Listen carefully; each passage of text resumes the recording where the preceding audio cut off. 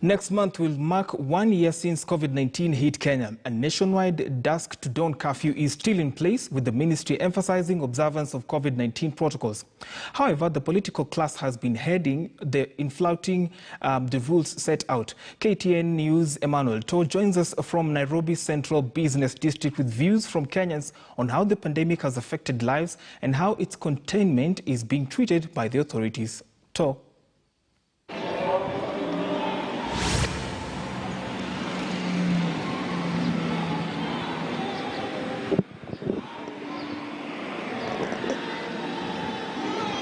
All right. A very good afternoon to you, Brian George.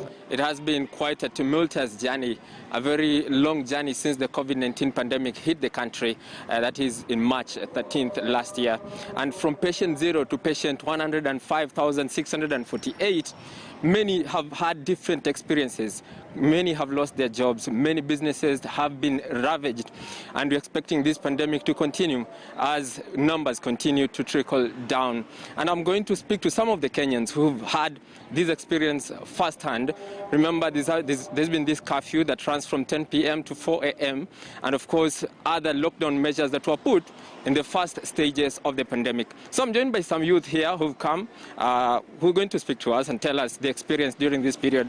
Karibia TV kiasi, tuambie tu jina lako kwanza na wewe kama youth, hii pandemic imekuaffect aje? So takushikia. I know. So mimi naitwa Palma. Mimi natoka Rongai. So actually for my part, kwa history ya curfew ndio inatumiza sana kama youth. Unapata sahi hatuwezi like go the normal days like tunahave. Unajua most of us tunapata tulikuwa naenda night shift works. So unapata tuwezi enda. Sinabidi tumetafuta other hustlings yenye tunafaa tufanye. Okay. Na mambo ya job, because most of you have been unemployed, job haiko, imekuaffect aje? So natikika sahi niko hapa hivi. Ingekuwa normal day, ingekuwa kazi, si ndio? Lakini juu story ya curfew nini, inabidi siku zingine umeenda, hujaenda, umekosa hiyo do. On a normal person, you know, sio fit. Sinabidi umestruggle excess. Okay. So job sasa ni kupiga picha venye unapiga. Yeah. Okay, sawa. Thank you. Let me speak to another one here. Tuambie, naona umepiga luku vizuri. Wewe vaccine ina come. Ikikuja utakubali kupewa hiyo vaccine, hiyo chanjo? Story ya vaccine, kwanza naitwa Peter ama XX Lona, unaweza subscribe to my YouTube channel. Story ya vaccine it's all about personal decision.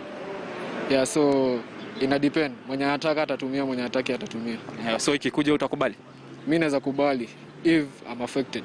Okay. Because hakuna other solution. It's either the vaccine or you're gone. Okay. Yeah. Thank you. Maybe karibia kidogo hivi, wrap up, tuambie jina lako na kijob uko na kazi unafanya saa hizi? Yeah, naitwa Mike Taff. Alafu mimi nauzanga manguo like malooks, drip za vijana hivi. Yeah. So job hiyo ndio job yako. Na venye COVID imekuja imeaffect aje? COVID yenyewe imeaffect vibaya juu si tunauzanga sana time ya jioni. Unaona watu wakitoka job, vijana wako job wanapitia kwa shop. Lakini sasa juu ya curfew sijui by 9. So unapata by kitu kama 8 tunalazimika kufunga kazi juu ya curfew ya 10. Okay. Yeah. Na labda we are seeing politicians doing their rallies, business as usual. Tunaonelea na rally. Labda unaonaje maybe hizi measures ina apply kwa youth peke yake, lakini kwa watu wa kawaida ni ngumu, unaonaje? Like for youth, like sasa tuko under the law, unaona like lazima tufuate rules. Ma politician wanaweza kuwa free juu wako na freedom, wako na hiyo power. So like tuseme COVID is affect sana kama sisi ma youth. Yeah. Na is it right chenye wanafanya? Venye wao wako na campaign, wewe unaambiwa by 10 uingie kwa nyumba. Hiyo si right wenyewe, si wote ni wa Kenya na si wote tunatafuta, so venye pia wakaziwi sana, pia si atufai kukaziwa hivyo sana. Okay. Yeah. So, thanks. Well, Brian, those are some of the sentiments from the youth in Nairobi, and I've been speaking to some of them, and I'll be speaking to others later on, and we're going to have a very comprehensive series of the COVID-1 commemoration or events that have been taking place for the past 1 year, and they'll be beginning next week. And of course, we are going to keep an eye on this. We are going to inform our viewers on the effects of this pandemic. Everybody has been affected in one way or another, and everyone has a story to tell, and I hope you also have a story to tell about this pandemic. Over to you, Brian. Brian. Absolutely, Emmanuel. I have stories to tell on this, but not just me.